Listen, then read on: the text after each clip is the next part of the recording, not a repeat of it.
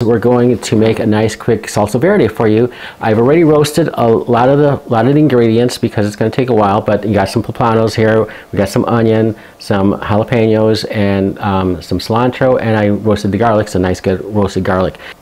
And we also boiled some tomatillos. So these are super easy. Find these, typically you find these at the supermercado or the Mexican store, Mexican supermarket. They come in like nice little husks. You just take the husks off, you put them in the water, and you just kind of boil them for a while, probably like 10 to 15 minutes until they get soft and they get like the juices kind of released. You'll see like right here, these are nice and soft here. So we're gonna take these. We just got them done boiling these. We're gonna put these in our food processor. Everything is just going to go in food processing. It's going to be really quick, really easy. So we take our onion and then our garlic. And I do like to do these in batches, even though everything goes in, just so I can make sure everything's getting done like at the right consistency. So let's run this for a quick second.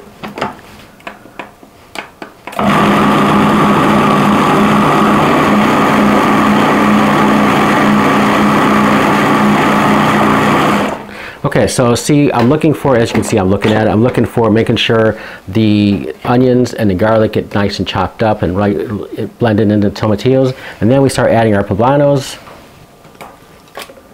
And we add our jalapenos or serranos, whatever.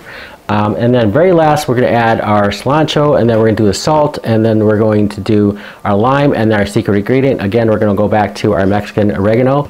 So everything else, right now we're just going to add that, and then we're going to go, all right.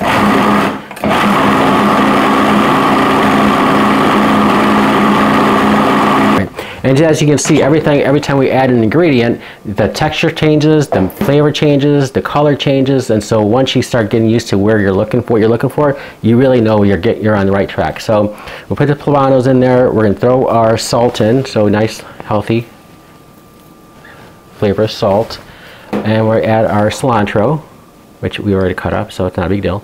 And then we'll do a little bit of lime. And the lime is really, you do like maybe 2 or 3, like, you know, depending on how much you have, what the flavors you're looking for, the flavor profile. You just do a little bit at a time. Just add a little bit there, and then you add the Mexican oregano. Not too much, just kind of like so. You're gonna test it out, and just give it just a quick little pulses just to get everything mixed up. All right, so this is going to be really good. So we added our salt, we added our lime. It's always good to know that you can add more later. So if you add, because if you add too much, you can't take it away, and then it's pretty much not going to be good.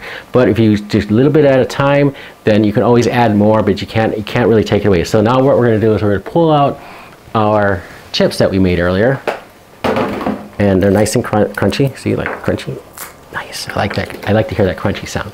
And then we're going to just take a little dip. And we're going to try it. And this is why you try it, because it needs more salt. More salt in here. The lime is really good in here. And we add a little bit more of the Mexican oregano. Got some heat there. So if you like heat, great. If you don't like as much heat, don't put as much poblano in there. It's very simple. So we'll do that. All right. And then we'll take another chip and just try it again. Perfect. This is a great salsa. It freezes very well. You can eat some now, you can freeze some for later. It's very versatile. You can eat it with chips, you can eat it for breakfast, you can have it for dinner. It's very, obviously, you know, salsa is very versatile. So now that that's done, let's look at the finished product.